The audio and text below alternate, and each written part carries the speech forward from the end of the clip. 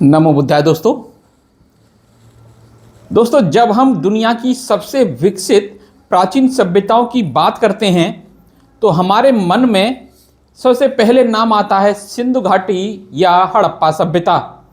एक ऐसी सभ्यता जिसके अनोखे नगर नियोजन, बेहतरीन जल निकासी और अद्भुत स्वच्छता और व्यवस्था को देखकर आज की आधुनिक दुनिया भी दांतों तले उंगली दबा लेती है। लेकिन क्या आप जानते हैं कि इस महान और ऐश्वर्यशाली सभ्यता की खोज कैसे हुई? कैसे एक रेलवे लाइन बिछाने के काम के दौरान इस प्राचीन साम्राज्य के दबे हुए पन्नों ने दुनिया के सामने अपनी उपस्थिति ही दर्ज करवाई? और सबसे बड़ा रहस्य, क्या इस सभ्यता के लोगों के पास अपनी खुद की कोई विकसित लिपि थी जिसका संबंध आज की भाषाओं से है? आज के इस वीडियो में हम इतिहास की गहराई में उतरेंगे और जानेंगे सिंधु घाटी सभ्यता के वो अनसुने पहलू, इसके विशाल परकोटे, अभेद्य किले और इसके विनाश की वो दास्तान जो शायद किताबों में ठीक से कभी बयान नहीं हो पाई। तो वीडियो को अंत तक जरूर देखिएगा क्योंकि आज इतिहास के कई बड़े रहस्य आपके सामने खुलने वाले हैं। इस सभ्यता को सिंधु घाटी की सभ्यता इसलिए कहा जाता है कि वह सर्वप्रथम सिंधु घाटी के नगरों जैसे हड़प्पा और मोहनजोदड़ो में पाई गई थी। वास्तव में इस सभ्यता को हड़प्पा सभ्यता कहना ज़्यादा उचित होगा। इतिहासकार नवल वियोगी अपनी पुस्तक की भूमिका में लिखते हैं कि वर्ष 1856 ईस्वी में मुल्तान लाहौर, जो वर्तमान पाकिस्तान में है, रेलवे लाइन लगभग 160 किलोमीटर के हिस्से के निर्माण का काम करने वाली अंग्रेज कंपनी ठेकेदार जैसे जेम्स विलियम्स वर्टल ने अब निर्माण के लिए मिट्टी तथा रोड़े आदि हड़प्पा के ही खंडहरों से प्राप्त किए थे। काम करने वाले अंग्रेज अधिकारियों ने पाया कि वहां मिली मुद्राएं ऐसी हैं जो उससे पहले कभी कहीं नहीं देखी गईं। तत्कालीन ब्रिटिश सरकार के पुरातत्व विभाग के महानिदेशक जॉन मार्शल के निर्देशन में सन 1920 और 21 में दयाराम साहनी ने खुदाई का काम आरंभ कराया। तब तक 1826 में मेसन तथा सन 1831 में कर्नल वर्नस द्वारा वर्णित गढ़ी और 1857 में जनरल कनिंगम द्वारा वर्णित बहुत सी इमारतों का नामो निशान भी शेष नहीं बचा था। सारी ईंटें लूट ली गई थीं। 1920 में ब्रिटिश सरकार ने कानून बनाकर इस लूट पर रोक लगा दी थी। हड़प्पा की प्रागैतिहासिक प्राचीनता का ज्ञान उस समय हुआ जब सन 1922 में माननीय रखलदास बनर्जी को मोहनजोदड़ो की खुदाई में इसी शैली की वस्तुएं प्राप्त हुईं। तुलनात्मक समालोचना व अध्ययन ने सिद्ध कर दिया कि हड़प्पा और मोहनजोदड़ो की सभ्यताएं न केवल परस्पर समान और एक रूप थी बल्कि इनका सुमेरियन सभ्यता से भी घनिष्ठ संबंध था। सन 1926 से 1933 तक माननीय माधव स्वरूप बत्स और काशीनाथ दीक्षित ने उत्खनन का काम करवाया। माननीय मैके महोदय ने भी इस महान कार्य में हाथ बटाया था। अब तक की पुरातत्व खुदाई ने सिंधु घाटी सभ्यता क्षेत्र को बहुत ही विस्तृत प्रमाणित कर दिया है।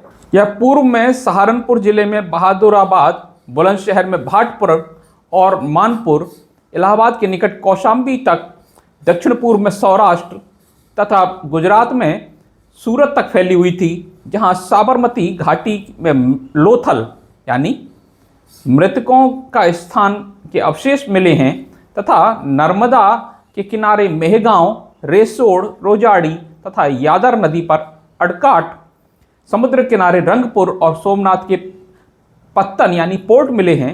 पश्चिम में मकरान के किनारे तक, सोनमियानी के निकट बालाकोट, पासनी के निकट सोनकाकोह और अरब सागर के किनारे सतकानजेंदोर, उत्तर में रोपड़ से लेकर सारे सप्त सिंधु प्रदेश में फैली हुई थी। पुरातत्वविद HP फ्रैंकफर्ट के अनुसार उन्हें अफगानिस्तान के उत्तर पश्चिमी आंचल में सिंधु घाटी सभ्यता के अवशेष मिले हैं। वे अवशेष स्थल सुरतगई, कस्बा तरबर प्रांत में स्थित हैं जो पाकिस्तान सीमांत से लगभग 800 किलोमीटर दूर है। यहाँ हुई खुदाई में हड़प्पा काल के एक नगर के अवशेष मिले हैं। उपलब्ध वस्तुएं 2500 से 1500 ईसा पूर्व की हैं। डॉक्टर फ्रैंकफर्ट ने यह भी कहा कि आधुनिक पाकिस्तान इस सभ्यता का केंद्र बिंदु था तथा भौगोलिक दृष्टि से यह मिस्र की सभ्यता से 4 गुनी बड़ी थी। इस प्रकार का महान सभ्यता उत्तर में रूस सीमांत से लेकर दक्षिण पूर्व में बंबई तक फैली थी और खोदे हुए स्थानों में अलीमुराद, अमरी, बालाकोट, चहुदाड़ो, डाबरकोट, डेरावार, कोट डिज्जियाँ, गाजी शाह, हड़प्पा, कालीबंगा, कोटला निहंग, लोहड़ी, मोहनजोदड़ो, रोपड़, सीखरी, सोनकाहको और सतकानजे थाना, बुली खान, त्रिखान वाला डेरा, आलमगीर, कौशाम्बी आदि। अब तक भारतीय पुरातत्व विभाग के डायरेक्टर जेपी जोशी के अनुसार लगभग 500 स्थानों की खुदाई भारतीय क्षेत्र में हो चुकी है, उससे कुछ कम संख्या में पाकिस्तान के क्षेत्र में। D D Kosambi the culture and civilisation of ancient India में पृष्ठ संख्या 54 पर लिखते हैं कि इतने समय पूर्व इतना शहरी संगठन तथा शहरों में बुद्धिमत्तापूर्ण नगर नियोजन के उदाहरण और कहीं भी नहीं मिलते। मिस्र शहर की बनावट के हिसाब से फरो राजाओं की पर्वत जैसी ऊंची समाधियों तथा मंदिरों की तुलना में कुछ भी नहीं थे। सुमेरियन, अकाद और बेबीलोन के शहर भी लगभग सिंधु घाटी की तरह पक्की ईंटों के बने थे, मगर वे नियोजित नहीं थे, केवल विकसित हुए थे।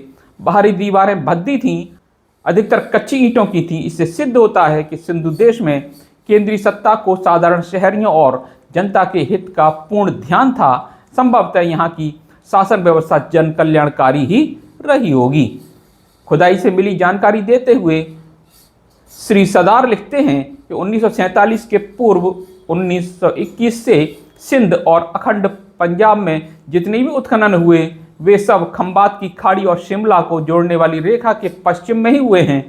इन सब उत्खननों से एक बात उजागर होती है कि भारत में परकोटा बंद नगरों का प्राचीन काल से ही चलन था।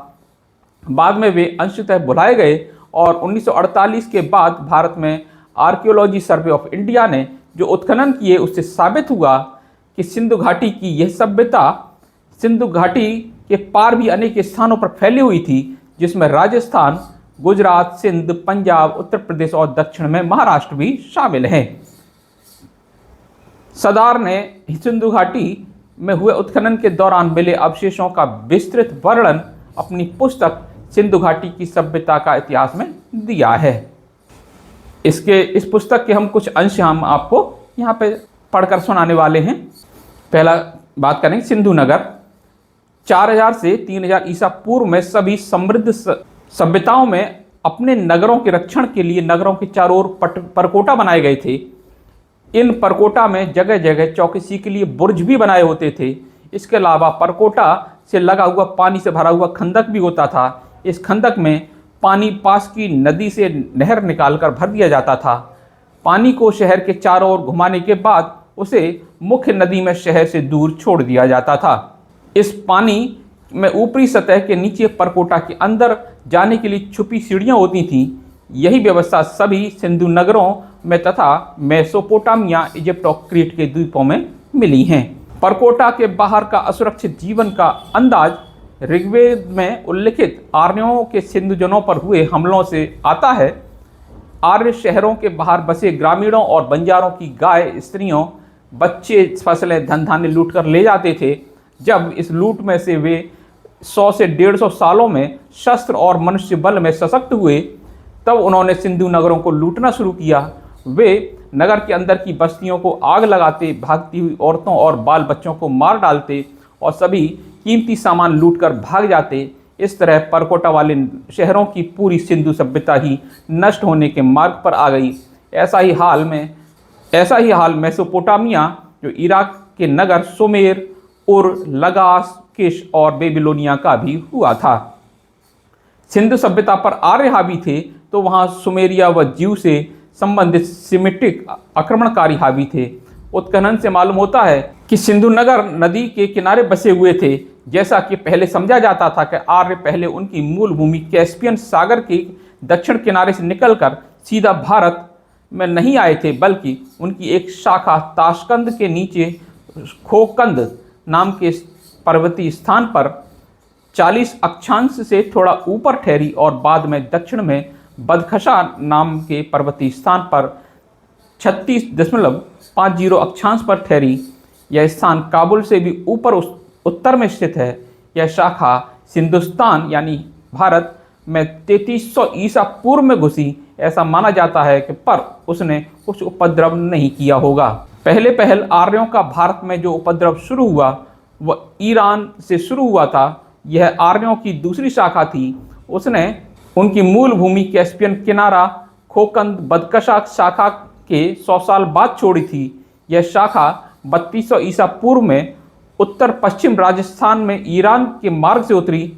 उस वक्त राजस्थान का यह इलाका मरुभूमि नहीं था, बल्कि यह सरस्वती और दृष्टद्वती नदियों के कारण अत्यंत उपजाऊ था। कालीबंगा नाम का एक सिंधु नगर उत्तर पश्चिम राजस्थान में सूखे हुए सरस्वती नदी के किनारे पर उत्खनित हुआ।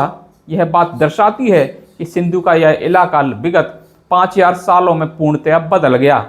इसी प्रकार सिंधु नगर सतलज और रावी नदी के किनारे पर भी खोदे गए हैं। प्रसिद्ध नगर हड़प्पा उस समय रावी नदी की 2 शाखाओं के बीच बटा हुआ था। लोथल नाम का सिंध नगर भोगवो नदी के मुहाने पर बसा था, उसे भी खोदा गया।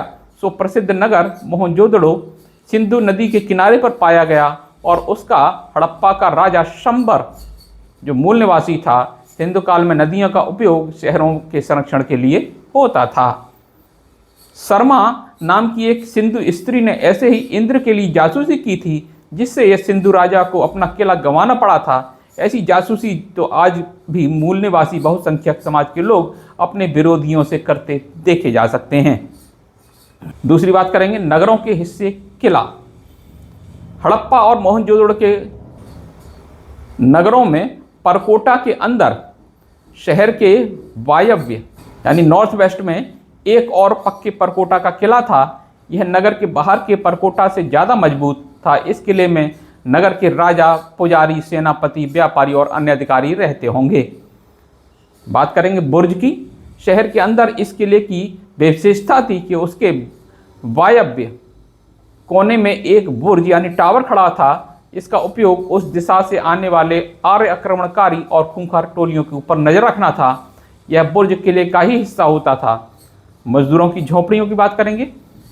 किले के उत्तर में परंतु परकोटा के अंदर मजदूरों की बस्तियां हड़प्पा और मोहनजोदड़ो में मिली हैं। यह मजदूर शायद ड्रेन की सफाई करने वाले कामगार होंगे। इन्हें किले के अंदर की बस्ती के लिए जरूरी परंतु उच्च वर्ग के साथ न रहने लायक समझा जाता था। बाहर के परकोटा के अंदर परंतु किले के बाहर सामान्य नागरिक रहते थे।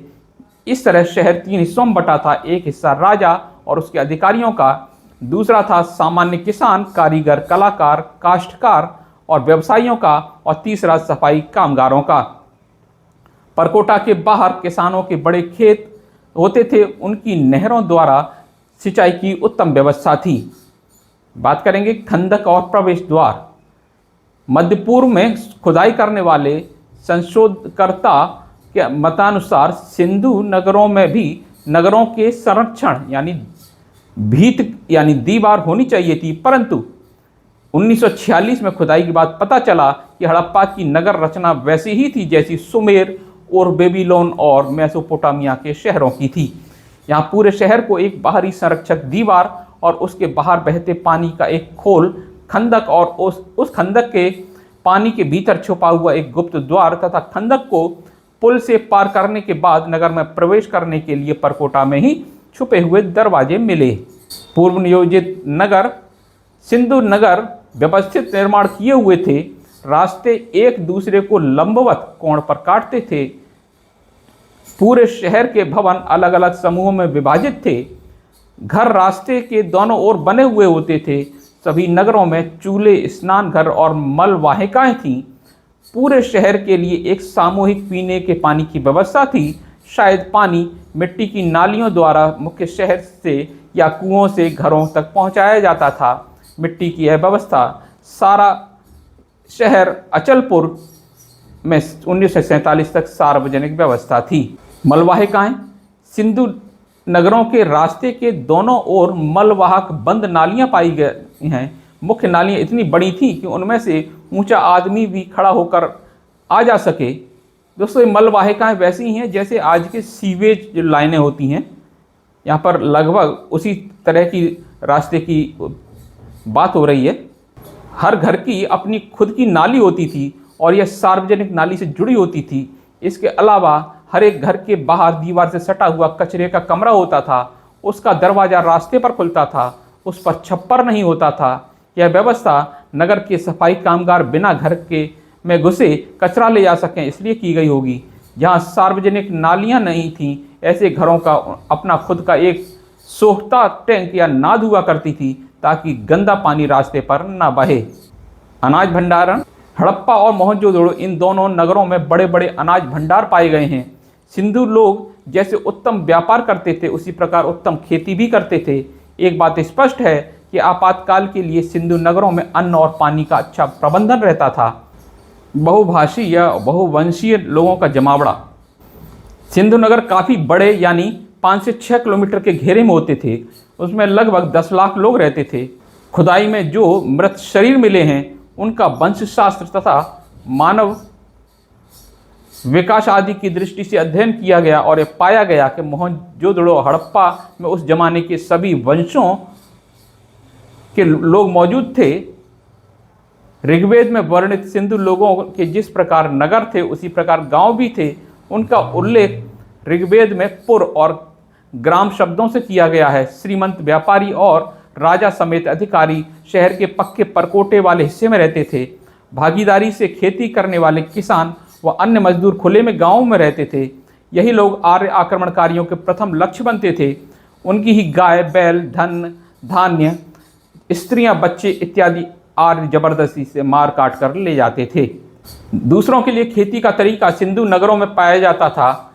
इसी कारण भारत में जमीन उपजाऊ और सूर्य प्रकाश तथा पानी भरपूर होते हुए भी ईस्वी सन के बाद भारत में कई बार अकाल की स्थिति निर्मित हुई। ब्राह्मण, क्षत्रिय, वैश्यों ने अपनी खेती दूसरों से कराना उचित समझा। इस प्रथा का उद्गम सिंधु काल में ही मिलता है।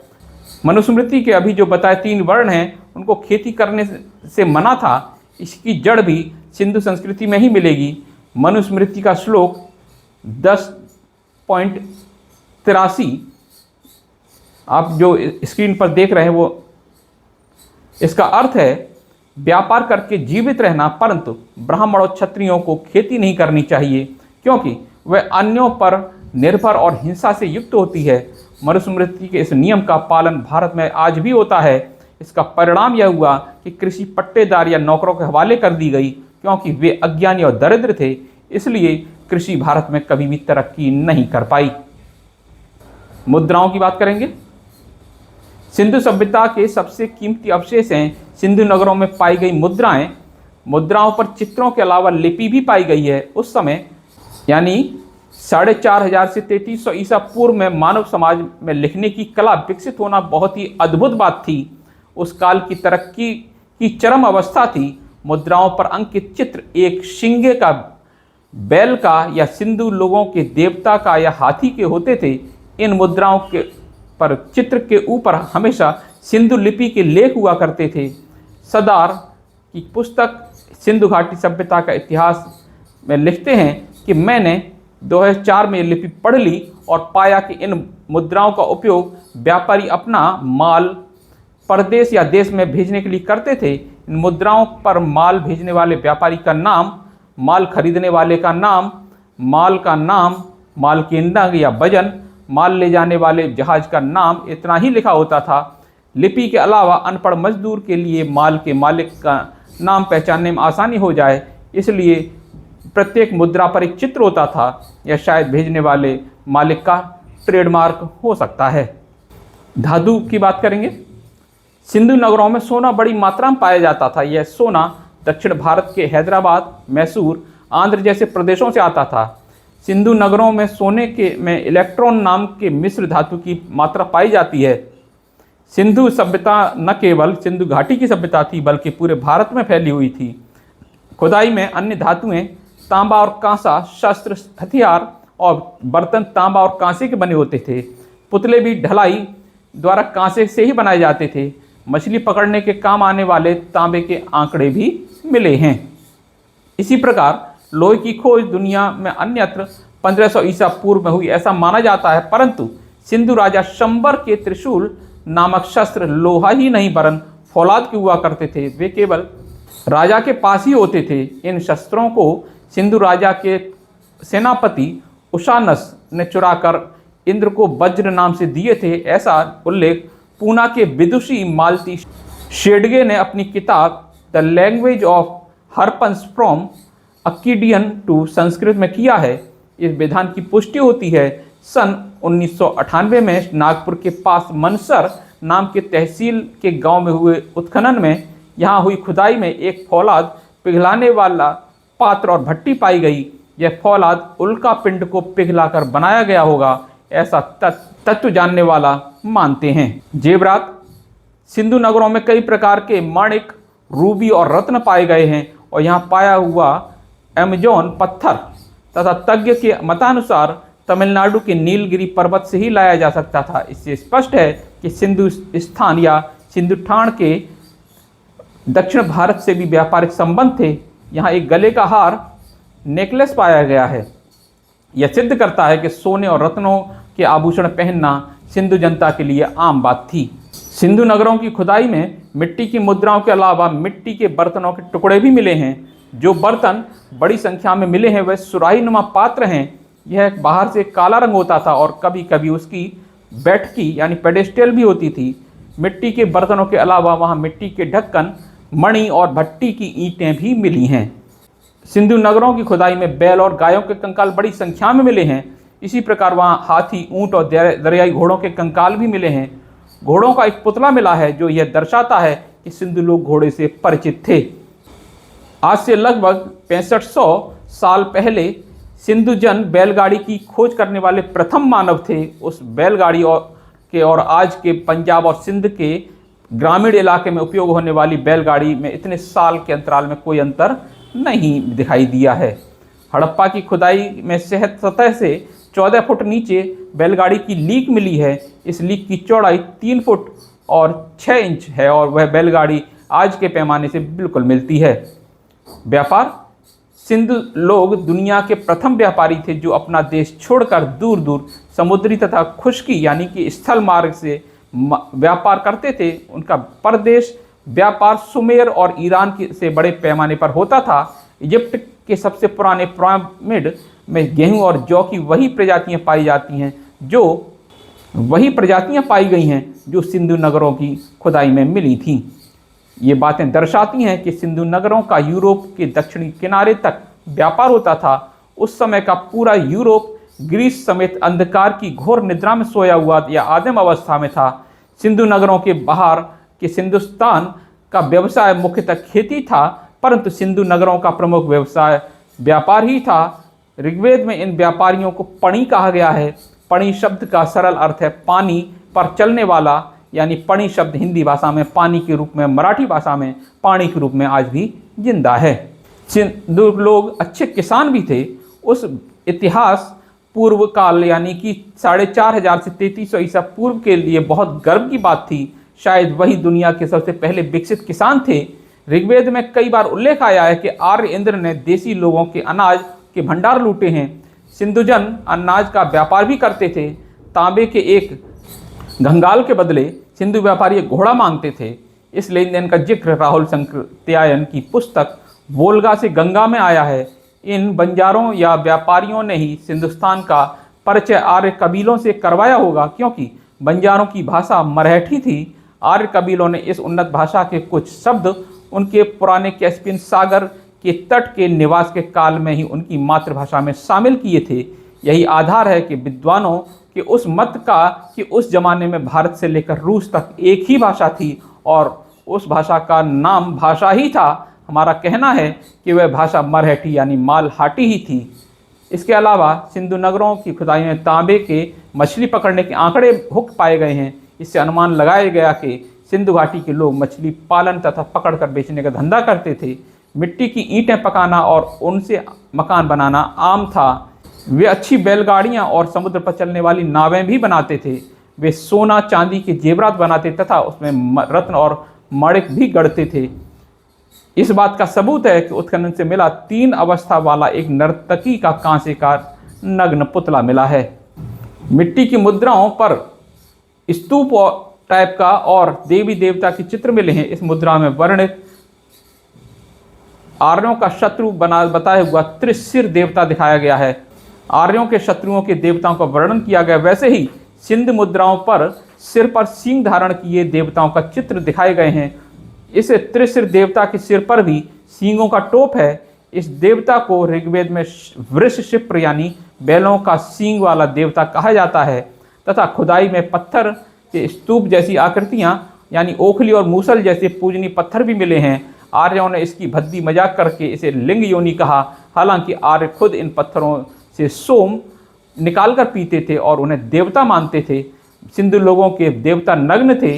इसका अर्थ यह होता है कि वे सुदूर काल में भी यौन संबंधों के बारे में परिपक्व थे। यही कारण रहा होगा कि अगली सहस्राब्दी में भारत में शाक्त धर्म यानी शक्ति अर्थात देवी की उपासना करने वाला शाक्त संप्रदाय कहलाता है का चलन बढ़ा और आगे खजुराहो में दिखने वाले शाक्त धर्मी शिल्पकला विकसित हुई। आर्यों ने ऋग्वेद में शिवलिंग को शिशुनिदेव कहा है। तो दोस्तों, सिंधु घाटी सभ्यता सिर्फ इतिहास का हिस्सा नहीं बल्कि यह हमारे पूर्वजों की उस अद्भुत बुद्धिमत्ता और जन कल्याणकारी शासन व्यवस्था का प्रमाण है जिसने आम नागरिकों के हितों को हमेशा सर्वोपरि रखा। मिट्टी के बर्तनों से लेकर सोने और कीमती रत्नों के आभूषणों तक और खेती की अनूठी तकनीकों से लेकर विदेशों तक फैले व्यापार तक सभ्यता ने हर क्षेत्र में तरक्की की चरम सीमा को छुआ था। हालांकि समय के चक्र और बाहरी आक्रमणों ने इस वैभवशाली सभ्यता को विनाश के मार्ग पर धकेल दिया, लेकिन इसकी संस्कृति विरासत आज भी हमारी भाषाओं और जीवन शैली में जीवित है। आपको सिंधु घाटी सभ्यता की कौन सी बात सबसे हैरान करने वाली लगी? क्या उनका नगर नियोजन या उनकी रहस्यमयी व्यापारिक मुद्राएं? हमें कमेंट बॉक्स में ज़रूर बताएं। अगर आपको यह ऐतिहासिक सफ़र पसंद आया हो तो इस वीडियो को लाइक करें और अपने दोस्तों के साथ शेयर करें। हमारे चैनल को सब्सक्राइब करना न भूलें ताकि ऐसे ही और भी ज्ञानवर्धक और रहस्यमय वीडियो देख सकें। मिलते हैं अगले वीडियो में, तब तक के लिए जय हिंद, नमो बुद्धाय।